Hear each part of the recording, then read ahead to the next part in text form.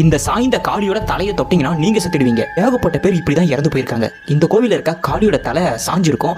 அந்த தலை சாஞ்சதுக்கு பின்னாடி பயங்கரமான மர்மம் ஒன்று இருக்கு. அந்த காலத்துல இந்த சிலையை ஒரு சிற்பி செஞ்சுட்டு இருக்கும்போது தவறுதெல்லாம் ஒரு மாதிரி சாஞ்ச மாதிரி அந்த தலையை வடிவமைச்சிட்டார். அந்த சிலையை திரும்பவும் அவர் திருத்தம் பண்ண ஆரம்பிச்சிருக்காரு. அப்படி திருத்தம் பண்ணும்போது அப்ப அவருக்கு நோய் வந்தது. அவரால் அந்த சிலையை திருத்தவே முடியல. பல நாட்கள் ட்ரை பண்ணி பார்த்திருக்காரு. ஆனா அவருக்கு நோய் போகவே இல்லை. காலங்கள் போக போக இறந்தே போயிடாரு. கொஞ்சம் காலங்கள் போக சில சிற்பிகள் இந்த தலையை சரி பண்ணாலும் சரி பண்ணியிருக்காங்க. ஆனா சரி பண்ண எல்லாருமே இறந்து போயிட்டே இருந்திருக்காங்க. அது வரைக்கும் அந்த தலை சரியாகவே இல்லை. அதுக்கப்புறம் என்ன பண்ணாங்கன்னா அந்த சிலையை எடுத்துட்டு வேற ஒரு சிலையை வைக்கலாம்னு சொல்லிட்டு அந்த சிலையை எடுத்து வச்சுட்டு புதுசா ஒரு சிலையை செஞ்சு அந்த கோவிலுக்குள்ள வைக்கிறாங்க. கோவிலுக்குள்ள வச்ச உடனே அந்த சிலையை வச்சாங்க பாத்தீங்களா, அவங்க குடும்பத்தில் வைக்கிற ஒவ்வொருத்தங்களா அப்படி ஒரு நாளா இறந்துட்டு வந்திருக்காங்க. அவங்க குடும்பத்தில் ஏகப்பட்ட பேர் இறந்துட்டு வந்ததை தெரிஞ்சுக்கிட்டு அந்த புது சிலையை எடுத்துட்டு திரும்பி அந்த சாஞ்ச மாதிரி ஒரு சிலைக்கு பாத்தீங்களா தலை, அந்த சிலையை எடுத்து வந்து திரும்பியுமே அந்த கோவிலுக்குள்ள வச்சுட்டாங்க. அதுக்கப்புறம் தான் அவங்க வீட்டில் இறக்குறது நின்று இருக்கு. இந்த சிலையை அப்படிதான் வச்சிருக்கணும். ஸோ யாராவது இந்த சிலையை திருத்த முயற்சி பண்ணாலோ இல்லை தலையை நேர வைக்க ட்ரை பண்ணாலோ இல்லை புது சிலையை வச்சாலோ அவங்க குடும்பமே அழிஞ்சு போயிடும். இந்த சிலையோட தலையை யாராவது தொட்டாங்கன்னா அவங்க கொஞ்ச நாளே இறந்து போயிடும் சொல்லிட்டு பல கதைகள் பரவ ஆரம்பிச்சு. அதனால இப்போ வரைக்கும் அந்த சாஞ்ச தலையோட இருக்க சிலை தான் வச்சு அந்த மக்கள் வணங்கிட்டு வராங்க.